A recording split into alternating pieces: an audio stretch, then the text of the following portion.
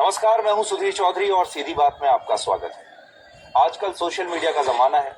आप देखते होंगे कि क्या ट्रेंड कर रहा है, कौन कौन से विषय ट्रेंड कर रहे हैं, कौन कौन से लोग ट्रेंड कर रहे हैं। और आप ये भी देखते होंगे कि हर क्षेत्र में कोई ना कोई एक ऐसा सेलिब्रिटी, ऐसा स्टार होता है जो ट्रेंड कर रहा होता है। आज सीधी बात में हमारे साथ एक ऐसे ही मेहमान हैं जो धर्म के क्षेत्र, सत्संग के क्षेत्र, कथा के क्षेत्र में ट्रेंड कर रहे हैं। यानी धर्म के क्षेत्र में सबसे बड़े ट्रेंडिंग स्टार इस समय हमारे साथ हैं और अब तक आपने अंदाजा लगा लिया होगा।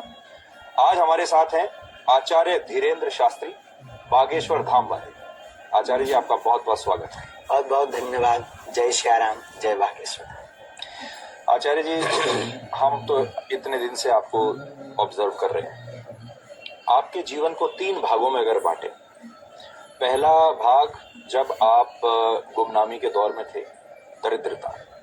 दूसरा भाग जब आंशिक रूप से सफलता आपको मिल रही थी, यानी अपने क्षेत्र में आप अच्छा कर रहे थे, बुंदेलखंड में एक धर्मगुरु के तौर पर आपकी पहचान थी। लेकिन ये जो तीसरा आपके जीवन में फेज है, ये हमें लगता है कि सबसे अभी तक अब आप you are shining like a bright star. मतलब आप एक तारे की तरह इस समय चमक रहे हैं। प्रारंभ से लेकर जीवन में अभी तक के लक्ष्य तक गुरु कृपा और हनुमान जी की कृपा है। उन सबका श्रेय बागेश्वर हनुमान जी और हमारे दादा गुरु जी को जाता है। यूं कहें कि उन्होंने निमित्त मात्र हमें चुना है। वो सनातन के लिए कुछ करवाना चाहते हैं तो कर वह रहे, बोल भी वो रहे, करने वाले निमित्त हम दिखाई पड़ रहे। तो पहले शायद हम अपने लिए मांगते थे, इसलिए सीमित थे।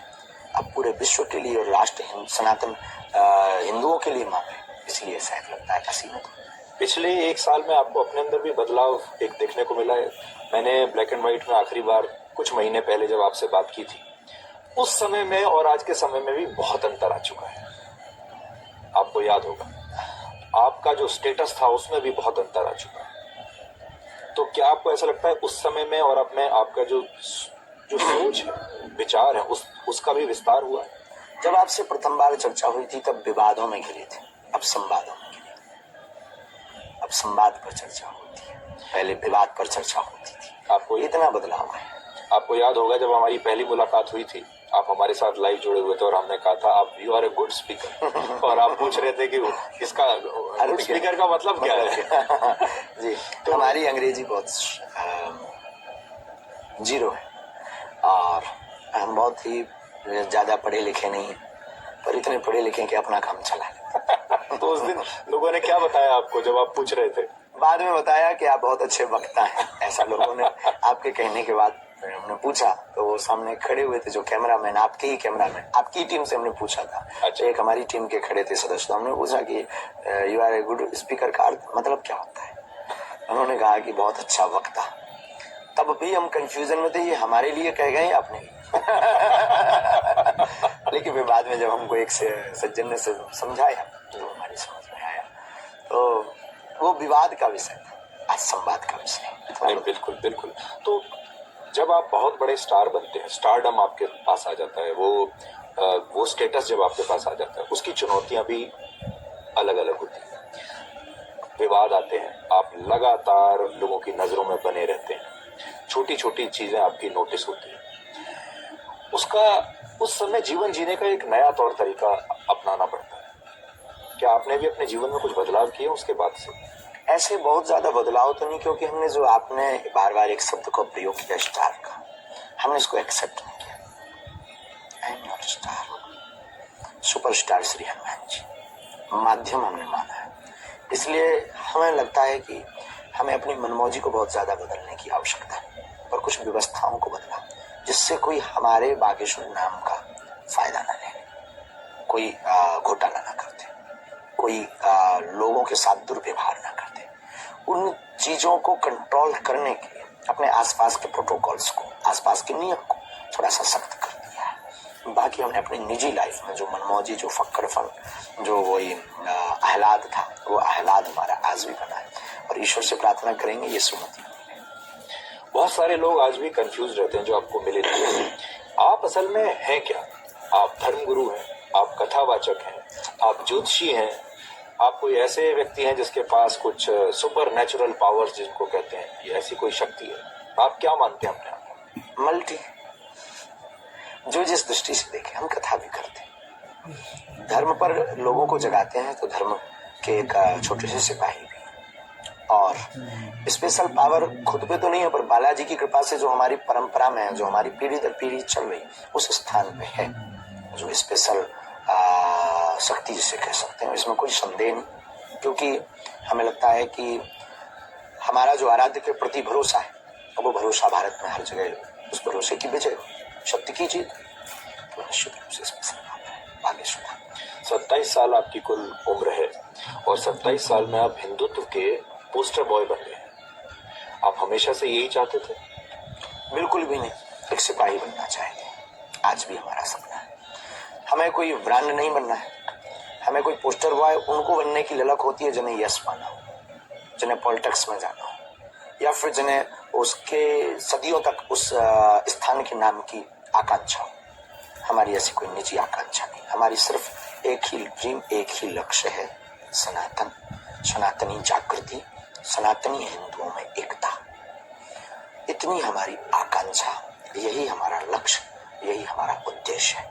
हम अपने आप को पोस्टर बॉय भी हिंदुओं का नहीं मानते, बस इतना मानते हैं कि हम जगे हुए हिंदू हैं, हम जागे हुए हिंदू हैं। और ये अगर सबके अंदर आ जाएगा तो प्रत्येक व्यक्ति धीरे धीरे कृष्ण बन जाएगा।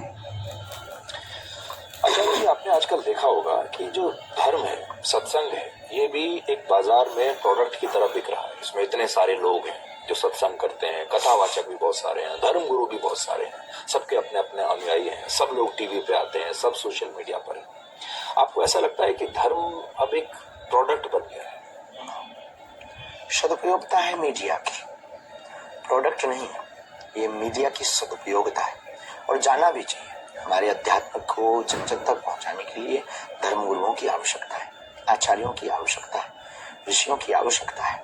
और अगर वो विज्ञान का सहारा लेकर के ज्ञान का प्रचार कर रहे हैं तो जरूरी नहीं वो प्रोडक्ट सप्लाई होता है तो उसकी रेट फिक्स होते हैं, और जो रेट फिक्स किए उसके लिए प्रोडक्ट हो सकता है।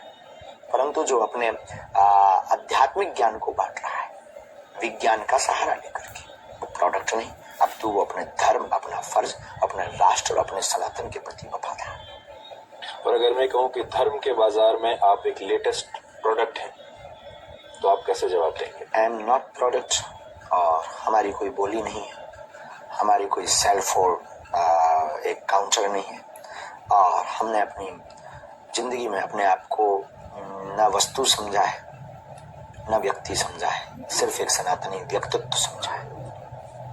आपने देखा होगा इससे पहले जो बड़े बड़े सेलिब्रिटीज हमने देखे, या तो फिल्म स्टार होते हैं या खिलाड़ी होते हैं या फिर कलाकार होते हैं जो बड़े बड़े कॉन्सर्ट करते हैं, बड़े बड़े आयोजन करते हैं।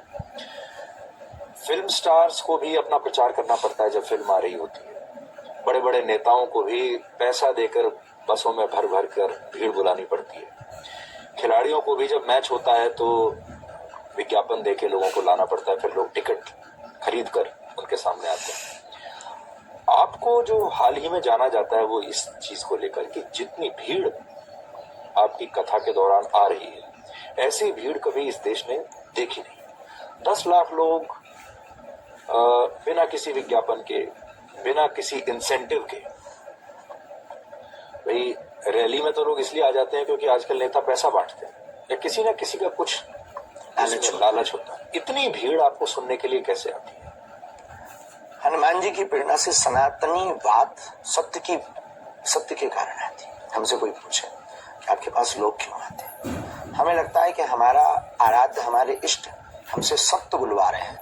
ये लोग हमको देखने या हमसे जुड़ने नहीं आते, हमसे सत्य जानने के लिए, सत्य को पहचानने के लिए और सत्य को सुनने के लिए आ रहे हैं। और जो भी इस राष्ट्र में, इस देश में सत्य को मानता, सत्य का उपासक है, यह सत्य की कीमत समझता, वो भाग्यशाली हमसे जुड़ रहा है और जुड़ेगा और आ रहा है। जो इसके ठीक विपक्ष में है वो न कभी जुड़ा था, न कभी जुड़ेगा, न कभी आएगा।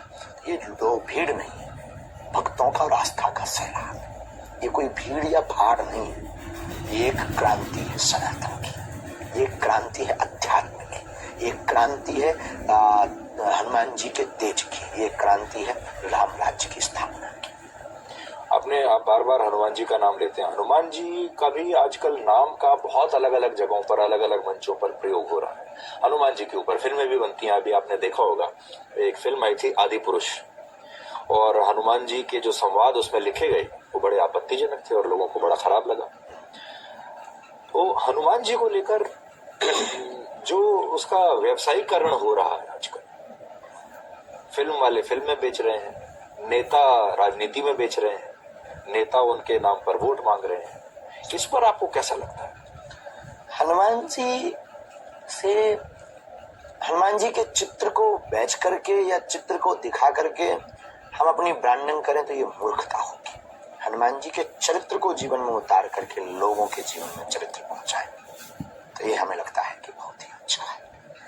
हनुमान जी को विक्रय कर रहे या नहीं कर रहे इस पर तो हम कह नहीं सकते, लेकिन कोई अगर हनुमान जी का नाम धोखे से भी ले रहा है तो अच्छा है, क्योंकि हनुमान जी पवन पुत्र है और पवन तो सबको आवश्यक है, हवा, और हनुमान जी भी प्रत्येक सनातनी को आवश्यक है। अगर ऐसे भी ले रहे हैं तो क्या गुनाह है, इसी बहाने से हनुमान जी के साधक बन रहे हैं। पर आपने देखा होगा आजकल, क्योंकि आप भी इसी समाज में, इसी देश में रहते हैं, फिल्में जो आ रही हैं, बॉलीवुड की जो फिल्में आ रही हैं, उन फिल्मों को लेकर एक के बाद एक कुछ ना कुछ विवाद होता ही रहता है। और सबसे ज्यादा जो विवाद है, या मैं ये कहूंगा कि एक ही चीज को लेकर विवाद है, और वो है धर्म को लेकर। धर्म को लेकर जो आस्थाएं हैं लोगों की, वो आज बड़ी बहुत सेंसिटिव हो गए लोग। आपने देखा होगा, जब पठान आई उस समय भी लोग बड़े आहत हुए, फिर आदि पुरुष आई उस समय भी लोग बड़े आहत हुए, और अब बात बात पर लोग कहते हैं इस फिल्म में ऐसा, इस फिल्म में ऐसा। हम आहत हो गए। होना चाहिए। हमारे पास जब कोई पढ़ा लिखा आता है और वो कहता है कि आप हमारी समझ से बाहर, तो हमें बहुत प्रसन्नता होती है कि कोई पढ़ा लिखा व्यक्ति हमें समझने आया।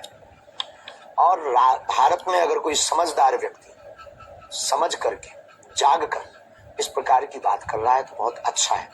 फिल्में कई दशकों तक अपनी छाप छोड़ करके जाती है। सन 80 से 90 के मध्य में एक फिल्म आई थी संतोषी माता।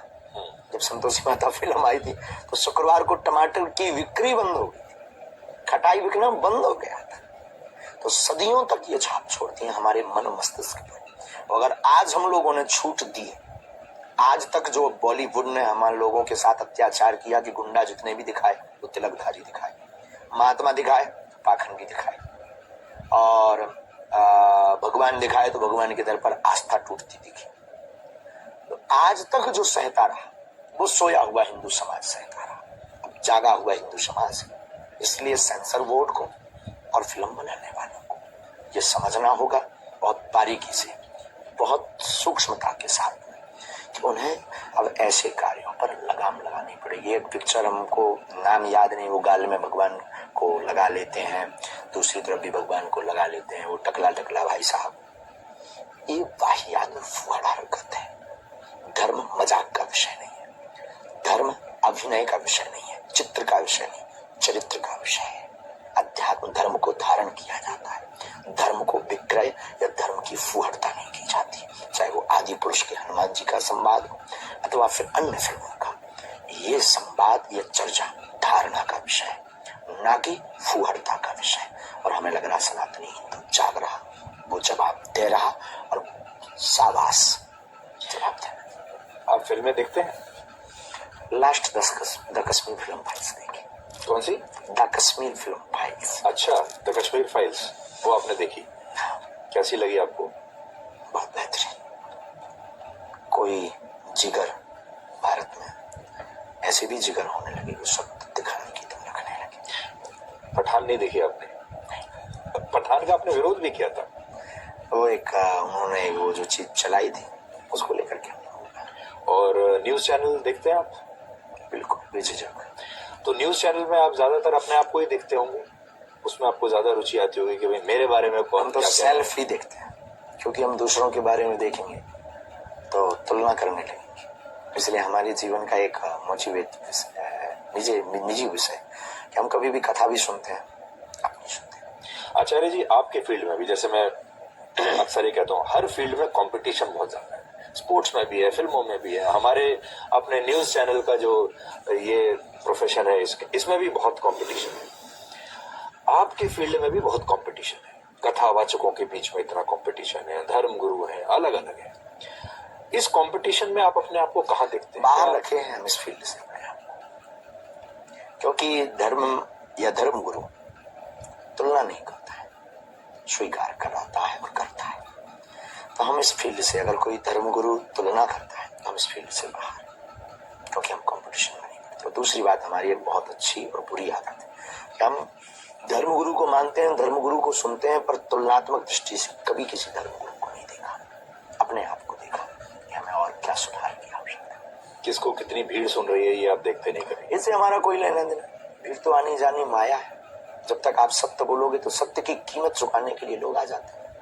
जिस दिन आप थोड़ा बहक गए तो जो जिंदाबाद कर रहे वो मुर्दाबाद करेंगे। आपका जो फील्ड है, आपका जो क्षेत्र है, कथावाचन, सत्संग, धर्म, आपको धार्मिक चैनलों पर ज्यादा दिखना चाहिए। आप देखते भी हैं, संस्कार चैनल पर आपका सत्संग और कथा आती है, और लोगों का पहला परिचय आपसे शायद वही हुआ होगा, संस्कार टीवी से। हमारे जीवन में संस्कार टीवी का अहम रोल है। संस्कार टीवी ना होता, इंस्टाग्राम ना होता, सोशल मीडिया ना होता, तो आप होते सीमित होते, और जहां यहाँ पहुंचे तो दिल्ली पहुंचने में हमको समय लगता, लेकिन हम आते जरूर, पैदल चलकर आते, यात्रा निकालते और पैदल यात्रा करते, जन जागृति यात्रा करते, धर्म क्रांति करते, लेकिन करते यही जो आज कर रहे हैं। बस हमें लगा कि एक ये रास्ता है लोगों तक पहुंचने का, तो हमने आप लोगों को पकड़ लिया है, आपने हमें नहीं पकड़ा। जैसा अभी मैं कह रहा था कि आपको धार्मिक चैनल पर ज्यादा दिखना चाहिए, लेकिन आप न्यूज चैनल पर ज्यादा दिखते हैं, धार्मिक चैनल से भी ज्यादा। और न्यूज चैनल्स ने शायद ये समझ लिया कि अब अगर आचार्य धीरेन्द्र शास्त्री को दिखाएंगे तो टीआरपी बहुत आएगी, टीआरपी आती भी है, तो न्यूज चैनल टीआरपी के पीछे भागते हैं, और आप इस समय टीआरपी के सबसे बड़े कुएं हैं जिसमें से पानी निकाल निकाल के सब चैनल पी रहे हैं। आपको ऐसा लगता है कि ये सही है? ये धर्म गुरुओं में, अध्यात्म में आप लोगों को आज तक प्रति उत्तर कम प्राप्त हुआ, इसलिए आपको नई बात लग रही है, हमारे लिए नई बात है और उचित भी है। क्या दुरुपयोगता है, सदुपयोगता है।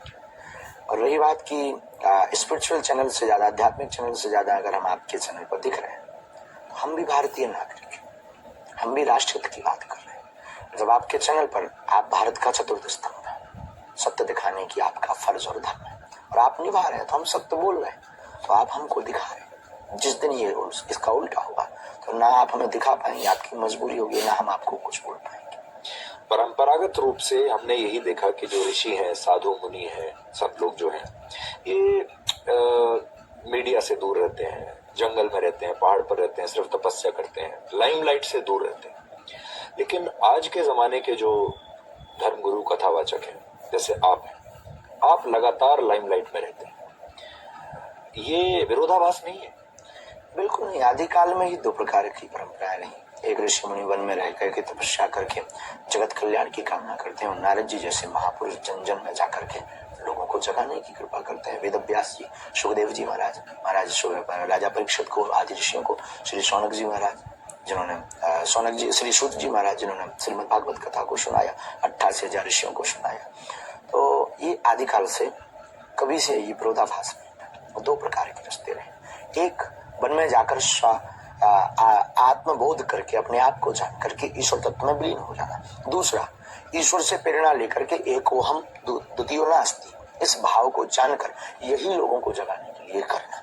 तो ये आपके ऊपर चुनाव है कि आपको कौन सा रास्ता पकड़ना है। तो हमें लगा कि हम अपने आप को तो जान लेंगे तो इससे समाज का क्या भला। सिद्धि हमारे पास रहती और हम उसका सदुपयोग मंच पर ना करते, लोगों के सामने ना करते, तो उससे राष्ट्र का क्या हित होगा? कुछ भी नहीं। अपना भर कर पाते तो राष्ट्र के हित के लिए अगर ये कर दें। ये भी कहा जाता है कि जो साधु संत हैं, उन्हें राजनीति से दूर रहना चाहिए, सत्ता से दूर रहना चाहिए। लेकिन अब हम जब आपकी तस्वीरें देखते हैं तो अब नेता जो हैं अब आपके दरबार में आने लगे हैं।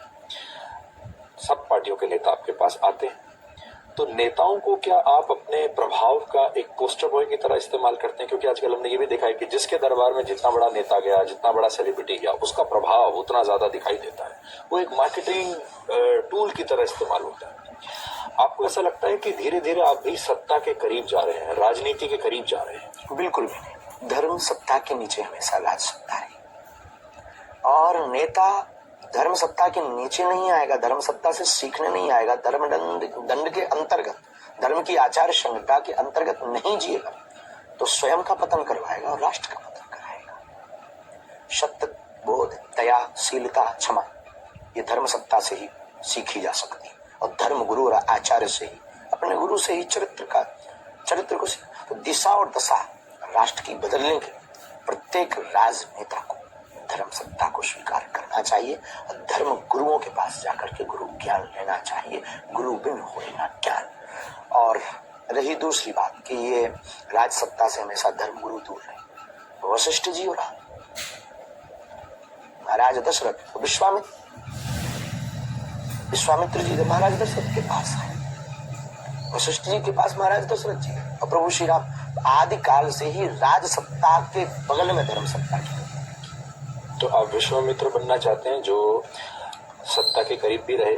हम किसी भी प्रकार से वशिष्ठ या विश्वामित्र नहीं बनना चाहते, हम उस पथ के लिए इनको प्रेरित करना चाह रहे हैं कि आप उनके नजदीक जाएं। आचार्य जी, क्योंकि आप 27 वर्ष के हैं, देखने में बहुत अच्छे हैं, आवाज आपकी बहुत अच्छी है, बहुत प्रभावी ढंग से आप बात करते हैं, तो जाहिर है लोग आपके निजी जीवन में भी दिलचस्पी दिखाते हैं। सबसे ज्यादा आपकी शादी के बारे में बात होती है, राजनीति में आपके प्रवेश के बारे में बात होती है। तो आपको अब राजनीति में प्रवेश के ज्यादा प्रस्ताव आते हैं या शादी के ज्यादा प्रस्ताव आते हैं? दोनों भी हमारे नजदीक नहीं भटकते। माँ के पास विवाह वाले जाते हैं। राजनीति में राज पार्टियों की कभी ये सामर्थ्यता नहीं हुई कि हमसे कोई ऐसा बोल सके, क्योंकि हमने कभी उनको एक भी पॉइंट ऐसा खुला हुआ नहीं छोड़ा कि हम आपकी राजनीति में आएंगे या आपका सपोर्ट करेंगे। हमने सदैव बोला हम सनातन का सपोर्ट करेंगे, सनातन के लिए जिएंगे, सनातन के लिए मरेंगे। आपके माता पिता, उन्होंने आपके इस प्रसिद्धि को किस तरह लिया? क्या बदलाव आया आपके और उनके रिश्तों में जब आप बैठते हैं घर में, अपने माता पिता के साथ कभी चाय पीते हैं, अपने पिता के साथ कभी बातचीत करते हैं? कुछ भी बदलाव। हमारी माँ और पिता बहुत ही सहज है, हमारा घर एकदम सामान्य, जो कल था आज, बस इतना बदलाव हुआ। अभाव से प्रभाव आया, स्वभाव झपका देना का। वो अब आपके स्टारडम से प्रभावित होते हैं? बिल्कुल भी नहीं, जो कल था वही इसमें। और हम भी अपने माँ बाप के सामने बालक बनकर के ही जाते हैं। कोई धीरेन्द्र कृष्ण शास्त्री या आचार्य धीरेन्द्र कृष्ण अथवा बागेश्वर बाले बनकर के नहीं जाते। जो धीरेन्द्र कल था वो उनके सामने आज भी जाता है। आपकी शिक्षा को लेकर बहुत विवाद होता है, कोई कहता है कुछ, कोई कुछ कहता है। आप अपने आप को आचार्य कहते हैं, शास्त्री भी कहते हैं। अभी जो आचार्य और शास्त्री की जो पदवी है ये तब मिलती है जब आप बहुत उच्च शिक्षा हासिल कर चुके होते हैं। तो इस क्षेत्र में आपने कहाँ कैसे शिक्षा हासिल की? आपकी जानकारी वैसे सबको पता है। 12वीं हमने रेगुलर की, बीए हमने प्राइवेट की। बीए होने के बाद में, प्रतिमा होने के बाद शास्त्री तो बनती है। आप अभी हमारी जारी है पढ़ाई। अच्छा, अभी आप क्या पढ़ रहे हैं? एमए की तैयारी। अच्छा, तो थोड़ा लोगों को बताइए किस विषय में आप एमए कर रहे हैं, मास्टर्स कर रहे हैं, किस विषय में करेंगे? उतना अनुभव अपने राम जी को भी है नहीं। लेकिन एमए आप करना चाहते हैं। भाई एमए बहुत तरीके, सोशल साइंस में हो सकता है, राजनीतिक विज्ञान में हो सकता है, पॉलिटिकल साइंस में हो सकता है, भाषा में हो सकता है। किस आपकी रुचि किस में है? अध्यात्म में हो सकता है, संस्कृत और हिंदी में आप करना चाहेंगे। वैसे बीए भी हमने संस्कृत को प्रमुख रूप से लेकर के। अच्छा, लोग आपको आचार्य कहते हैं, शास्त्री जी भी कहते हैं, लेकिन महाराज कहलवाने में आपको बहुत अच्छा लगता है। यस, आप चाहते हैं कि लोग आपको महाराज कहकर तो बोला। हमारे गांव में महाराज जी, ये हमने बचपन में सुना। कोई फीलिंग नहीं, बस वो पुरानी याद आ जाती। कोई नया उसमें कुछ तथ्य जुड़ा नहीं। गांव के लोग महाराज जी, महाराज जी, ये महाराज जी जो हमने सुना है वो याद क्लिक कर जाती है, तो हम सुनना पसंद है। तो आज आप आज तक के दर्शकों को बता सकते हैं कि आपको कैसे पुकारा जाए? कोई बाबा कहता है तो हमें बुरा लगता है। अच्छा, तो बाबा बाबा आप नहीं चाहते कोई आपको? नहीं, हम क्योंकि सन्यासी नहीं, हमने कोई सन्यास धारण नहीं किया, हमने किसी भी साधु की लंगोटी नहीं पकड़ी। वेशभूषा दिखाई देने में हमारी जो भारतीय परिधान है वही है, सामान्य है। तो हम कोई सन्यासी, कोई महाराज जी कहे, आचार्य कहे, हमें बहुत पसंद। अगला इंटरव्यू जब हम आपका करेंगे तो आपको क्या कहकर बुलाएं? महाराज जी ही बुलाइए तो बहुत प्रियता। फिर आचार्य शास्त्री जी चलेगा, बाबा बिल्कुल नहीं चलेगा। ठीक है महाराज जी, हम आज से ही शुरू कर देते हैं आपको महाराज जी। हाँ। और लोगों को समझ में आएगा, फिर धीरे धीरे धीरे ये समाज में बदलाव आएगा। धन्यवाद। तो हम आज से ही आपको महाराज जी कहना शुरू कर देते हैं जी। पर महाराज जी, एक सवाल ये है कि अब आप प्राइवेट प्लेन में चलते हैं, बड़ी बड़ी एसयूवीज में चलते हैं, आपके आसपास इतने लंबे लंबे काफिले चलते हैं। अब ऐसा लगता है जब आपके काफिलों को देखते हैं, जब प्राइवेट जेट में आपकी तस्वीर को देखते हैं, फिर प्राइवेट प्लेन में आप जा रहे हैं, कि कोई बहुत बड़ा, या तो कोई व्यवसायी, कोई बहुत बड़ा स्टार, कोई फिल्म एक्टर, ऐसा कोई जा रहा है। फिल्म एक्टर से अध्यात्म की तुलना नहीं की जा सकती, अध्यात्म की सिपाही की। दूसरी बात, कोई भेजता है, हम चल पड़ते हैं, अपनी खुद की कुछ होती है। समय की सदुपयोगिता के लिए और विज्ञान की उपयोगिता के लिए और समय पर पहुंचने के लिए सामने वाले के पास व्यवस्था है। उसने कहा गुरुजी स्वीकार करो, अब उसकी आस्था को कौन ठेस पहुंचाए। वो बड़ी श्रद्धा से बोलता बेचारा, बड़ी श्रद्धा से भेज देता है। हम भी कह देते हैं भाई भेज, तू भी क्या याद करेगा, तेरी श्रद्धा भी क्या याद करेगी, चल पड़ते हैं। अब किसी का दिल तोड़ना भी तो बुरा है। अब वैसे भी उसका दिल कौन सा बाहियात या फूहड़ है, सदुपयोगिता समय के साथ उसकी आस्था है। ऐसी आस्था को एक्सेप्ट करना चाहिए। आप अपने सत्संग में और कथा वाचन के दौरान अक्सर ये कहते हैं कि हिंदू खतरे में है। अब दूसरी तरफ लोग ये कहते हैं मुसलमान खतरे में है। मुसलमान पूरी दुनिया में ये नैरेटिव बना रहे हैं कि मुसलमान भारत में खतरे में है। खतरे में है कौन? हिंदू खतरे में है या मुसलमान खतरे में? और दोनों कह रहे हैं कि हम खतरे में। हिंदू खतरे में इसलिए है कि 80% होते हुए भी स्थिति है। जिस दिन 50-50 हिंदू हो गया, कहीं कश्मीर ना हो जाए, कहीं पाकिस्तान ना हो जाए, तो हमारा कहना तो फैक्ट है। अब उनका कहना कितना फैक्ट है वो खुद जाने, क्योंकि जो पाकिस्तान है, पाकिस्तान में हिंदुओं की स्थिति बहुत विचित्र है।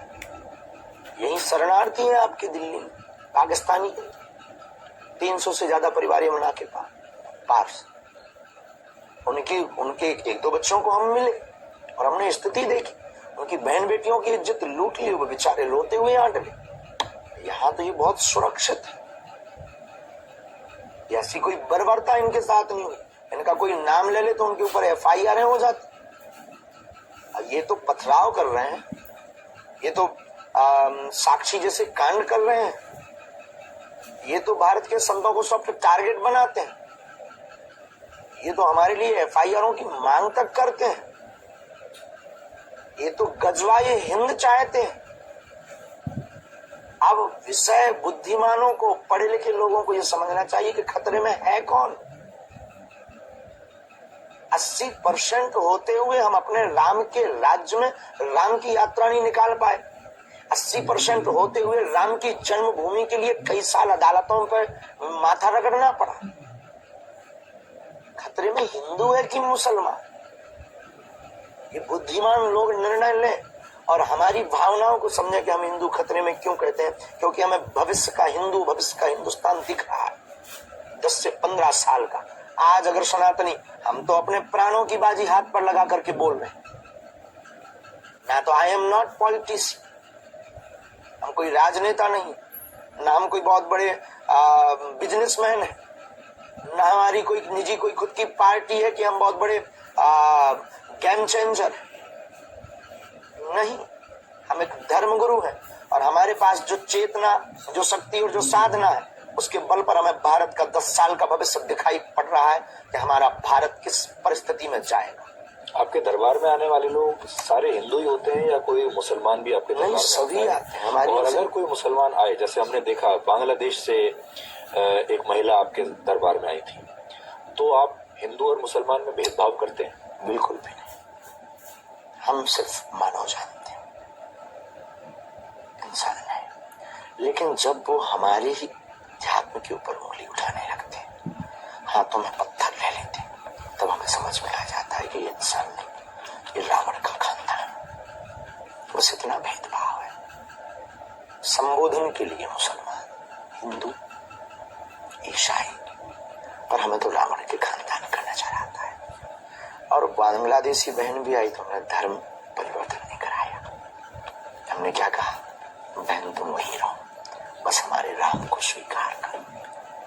ये हमारा सनातन है, इतना सॉफ्ट। ये मौका अगर किसी और को मिलता तो क्या वो छोड़ता? धन्यवाद। हमारे देश में मुसलमान असुरक्षित हैं, ये कहने वाले भी आधे हिंदू ही हैं। ये कहने वाले बहुत सारे नेता जो दुर्भाग्य वो से हिंदू ही हैं। सुप्रीम कोर्ट में अर्जी लगाने वाले हिंदू ही हैं। विदेशी मंचों पर सवाल पूछने वाले भी बहुत बार हिंदू ही हैं और अखबारों में लिखने वाले भी हिंदू ही हैं। तो हिंदू जो है वो डिवाइडेड है, बटा हुआ है। आपने देखा होगा हिंदू ऐसा है, वो बजरंग बली के नाम पर भी पूरा हिंदू समाज एक साथ वोट नहीं डालेगा। उसमें भी लोग बटे हुए हैं, अलग अलग। हिंदुओं में भी अलग अलग विचारधाराएं, अलग पार्टियां, अलग विचारधारा। इसको आप कैसे एक साथ एक करेंगे? सनातनियों को एक करने के लिए ही निकले। चाहे पंथ अनेक हो, पर हम सब हिंदू एक हो। ये दिमागी साइकोलॉजी में हमें भरना है। इनको ये जो साइको बीमारी हो गई, इसी के उपचार के लिए तो हम काम कर रहे हैं कि सबसे पहले हम सनातनी वैदिक हिंदू हैं बस, और हम उस आराध्य के उपासक हैं। ये राम का राष्ट्र है। अब जो आपने कहा कि मुसलमान खतरे में या याचिका दायर करते हैं, ये हिंदू ही है, यूं कह सकते दुर्भाग्य से वो हिंदू है।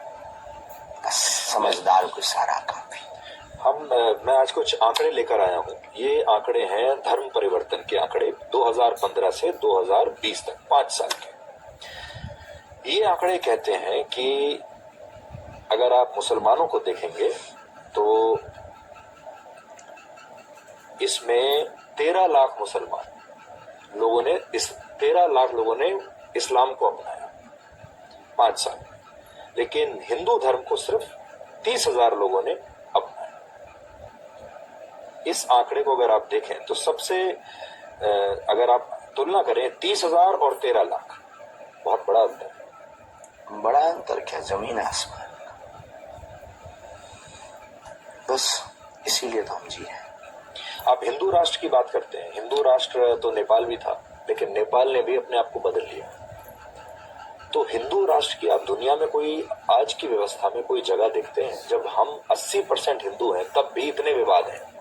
अगर हिंदू राष्ट्र बन भी गया भारत तो बहुत विवादों में आ जाएगा। बिल्कुल भी विवाद शून्य हो जाएगी। हिंदू राष्ट्र कागज पर नहीं चाहिए, दिलों में चाहिए। तो आप संविधान में कोई बदलाव की मांग नहीं करते हैं? जब दिलों में होगा तो संविधान में भी बदलाव होगा। बदलाव होगा तो हिंदू राष्ट्र की स्थापना कागजी रूप से भी होगी, लेकिन हमें सबसे पहले दिलों में चाहिए। महाराज जी, आपने देखा होगा इससे पहले जो ट्रैक रिकॉर्ड हम देखते हैं, जैसे जैसे हमारे देश में साधु संत ज्यादा खबरों में आने लगते हैं, ज्यादा उनका प्रचार होने लगता है, उनके बुरे दिन शुरू हो जाते हैं, विवाद शुरू हो जाता है।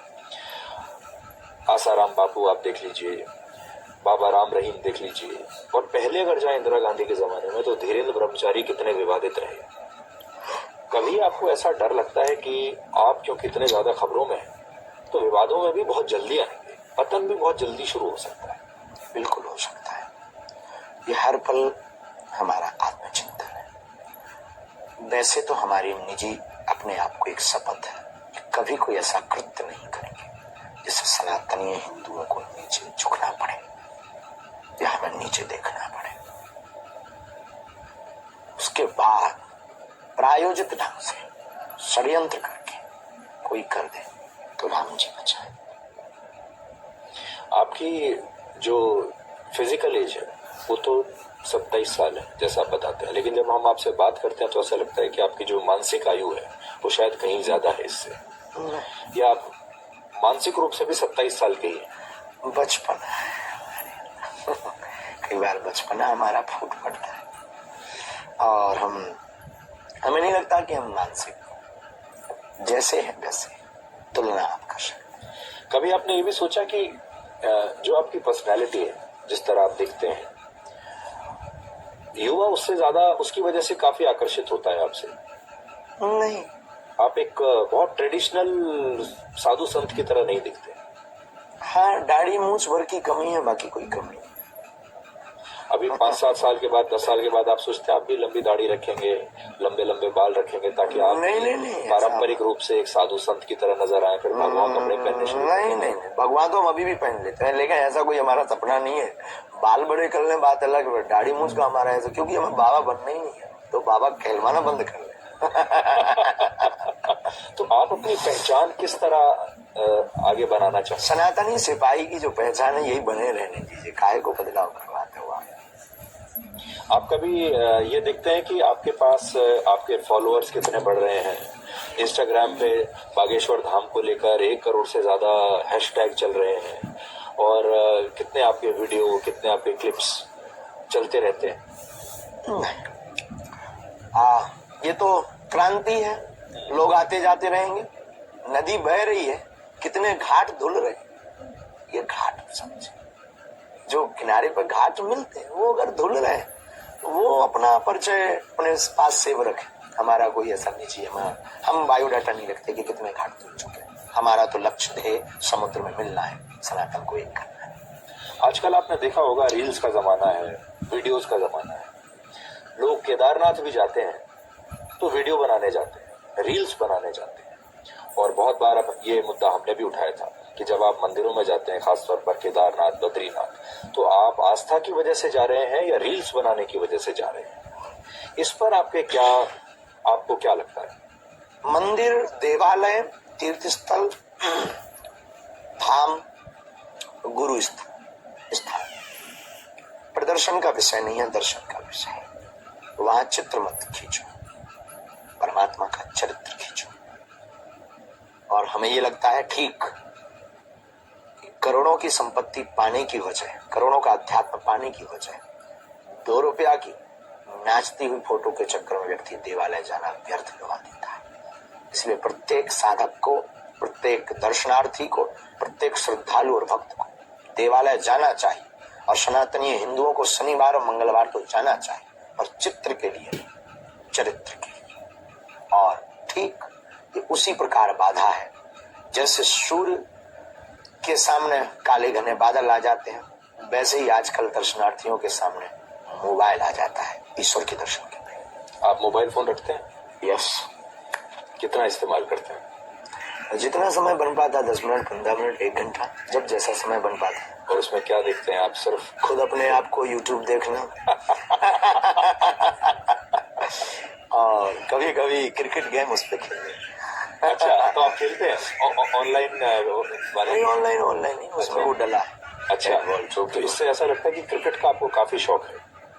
अनिश्चितताओं का खेल है और हमको ऐसी चीज बहुत प्रिय है। जैसे हम वीडियोस में कभी बार अपने आप को देखने की वजह हम फिर रहस्यमय चीजें देखते हैं, रहस्यमय चीजें दुनिया, देश दुनिया में। जैसे एक जगह 7 कलरफुल अर्थ है, 7 रंग की भूमि है, ऐसी चीजें हमको देखने में बहुत ही इंटरेस्ट है। जैसे अपने यहाँ डायनासोर का काल था, वो क्या था, ऐसी सब चीजें। जैसे एक बार अचानक से बरमूडा ड्रैगन के बारे में आ गया, फिर उसको देखने के बाद हमने अपना आत्ममंथन किया कि आखिर क्या है ये, वहां पर जाकर सब गायब क्यों हो जाते हैं, ऐसी चीजें देखने को। अब मान लीजिए कोई पर्ची निकाले, आप पर्ची निकालें किसी के लिए और ये जानना चाहें कि बरमूडा ट्रायंगल पर सब गायब क्यों हो जाते हैं, या कोई और जो रहस्य है, तो क्या आपको उसके बारे में भी ज्ञान? हमारी चेतना तो जहां तक पवन है, क्योंकि ये पवन पुत्र की चेतना है, तो जहां तक पवन है, पवन मतलब हवा, वहां तक हमारी चेतना वहां तक का परिचय दे सकती है और समाधान दे सकती है।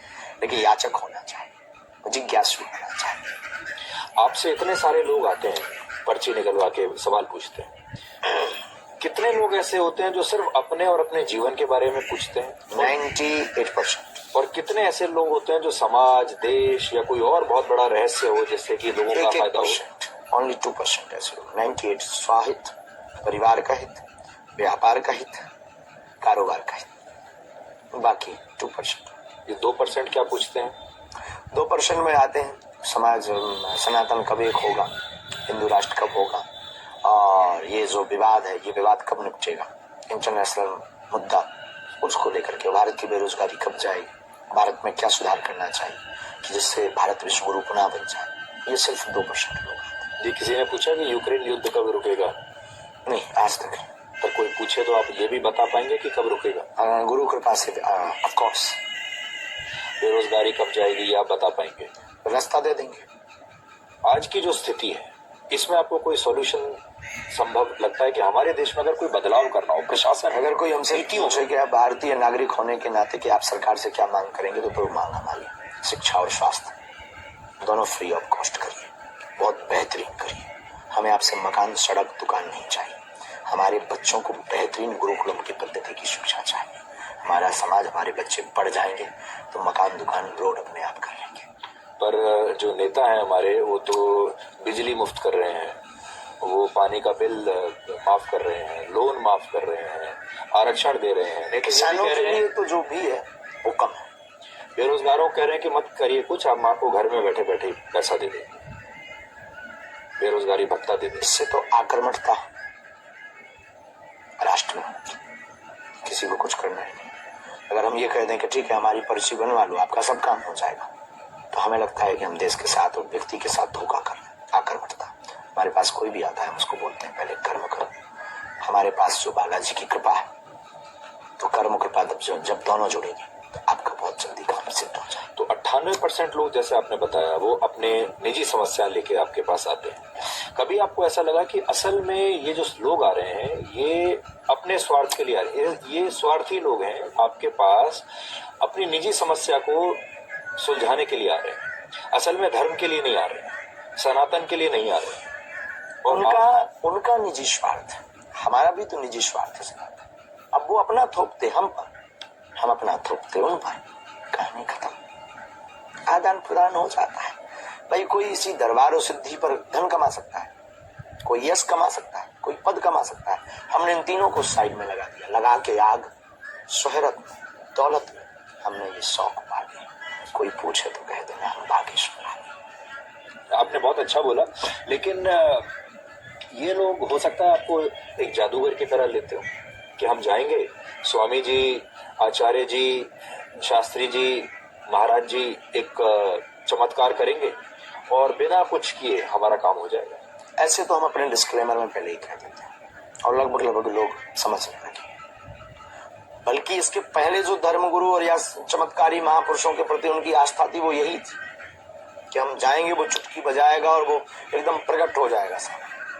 लेकिन हमने उसमें बहुत अपने गुरु कृपा से मॉडिफाई किया, उसमें कुछ बदलाव किया।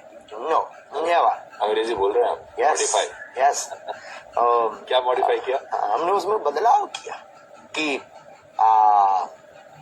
ये बिल्कुल भी सही नहीं है कि कोई आएगा और आपका पर्चा बन जाए और समझो आपका काम हो गया। राम को राम बनने के लिए भी वन में जाना पड़ा। अब तुम कह रहे हो कि पर्चा बन जाए, तो पर्चा सिर्फ रास्ता दिखा सकता है, चलना खुद।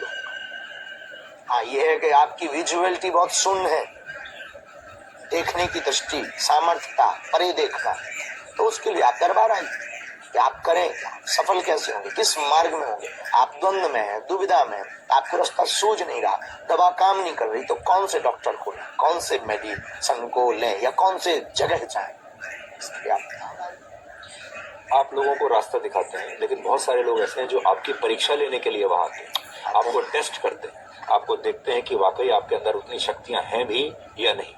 आपको पता चल जाता है, और जब पता चलता है तो आपको कैसा लगता है? और ये अग्नि परीक्षा आप डेली देते हैं, हर रोज दे ही रहे। ये अग्नि ही परीक्षा है, कितनी बार ना जाने दी। और राष्ट्र, हमें लगता है भारत में सबसे ज्यादा अग्नि परीक्षा है, बागेश्वर धाम की बीच में। पर सच को आज सत्य है, आप लोग समझने भी लगे, पहले नहीं समझते थे।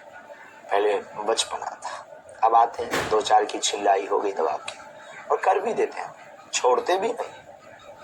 हम कह भी देते हैं कि माय डियर, हम आपको इतना बताएंगे कि आप अपना आईने में चेहरा देखोगे तो पूछोगे कि हम यही है जो परिचय में आया।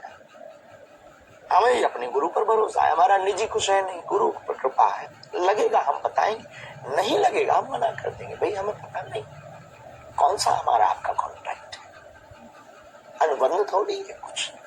लगेगा तो बताएंगे, और जो है वो बोलता बहुत खतरनाक।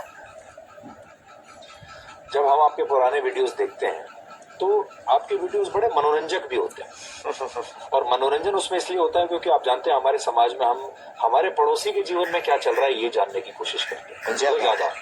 और जब आपके साथ कोई आता है और पूछता है तो आप उसके जीवन का बताते हैं कि इसके जीवन में क्या चल रहा है। अक्सर उसमें बहुत मसालेदार कहानी होती है, तो इतने सारे जो लोग बैठे हैं उनका भी मनोरंजन मुफ्त में, और जो लोग वीडियो पर देख रहे हैं उनका भी मनोरंजन मुफ्त में। तो ये एक मनोरंजन का साधन भी बन गया है। बिल्कुल भी नहीं, बस ये है कि लोगों को अपनी बात सुनकर के बुरा लगता है, दूसरे की सुनकर हंसी आती है। हर व्यक्ति सुभाष चंद्र बोस अपने घर में नहीं चाहता, बगल में चाहता ताकि सेल्फी लेने के काम आए। तो आखिरी सवाल हमारा ये कि पिछली बार जब आपसे मुलाकात हुई थी हमारी तो आप विवादों में थे, आज संवादों में। आज संवादों में विवादों से डील करने का आपने क्या नया तरीका निकाला? अंग्रेजी में उसको कहते हैं कि are you wiser man now, मतलब क्या आप तब के मुकाबले अब एक ज्यादा समझदार व्यक्ति हैं जो इस इकोसिस्टम को अब बेहतर तरीके से समझ चुका है? नहीं, वैसे कल के जैसे ही आज, पर हमने ये समझा, इतना समझा कि थोड़ी समझ अपने आप को कि इनकी भूख ही है बस। तो पहले हमारे पास बिखरा हुआ मटेरियल था, कंटेंट, अब हमने उसको पार्टी वाई पार्टी कर दिया है कि इनको यही चाहिए, सौंप दिया है। अब आपको पर्चा नहीं हमसे चाहिए, आपको हमारी वाणी में कंटेंट और वही फैक्ट सहित चाहिए। आप दोनों तरफ से हमारी ताली बजवा, अपने लिए ताली बजवा लोगे आज तक के, बुरे कंटेंट से भी और अच्छे कंटेंट से भी। हमने इतना समझ लिया। आपकी विचारधारा बीजेपी के बहुत करीब लगती है। बहुत सारे लोगों का कहना है कि आप अंदर से बीजेपी से अलाइंड हैं।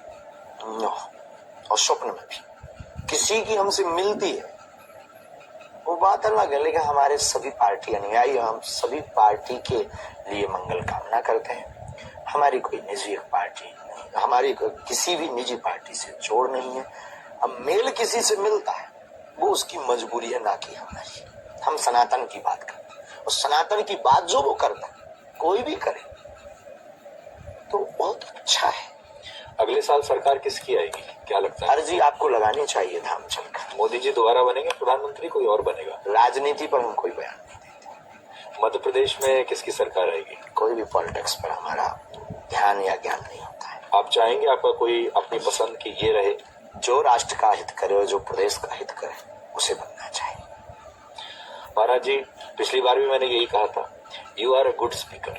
अब इसका अर्थ हम बहुत अच्छे से जानते। इस बार आपको इसका अर्थ पता है। सीधी बात में आने के लिए आपका बहुत बहुत शुक्रिया, धन्यवाद। आप जय श्री राम।